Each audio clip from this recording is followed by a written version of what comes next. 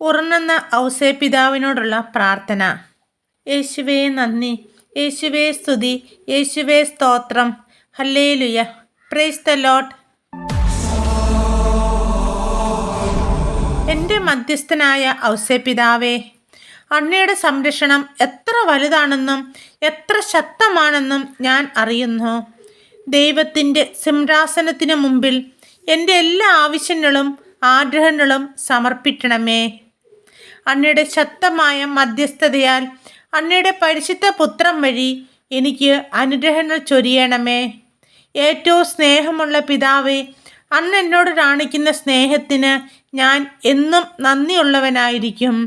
എൻ്റെ ഔസേപ്പിതാവേ, അങ്ങയുടെ കൈകളിൽ വിശ്രമിക്കുന്ന ഈശോയെ വിളിച്ചുണർത്തി ശല്യപ്പെടുത്തണമെന്ന് അഭ്യർത്ഥിക്കാനുള്ള ശക്തി എനിക്കില്ല.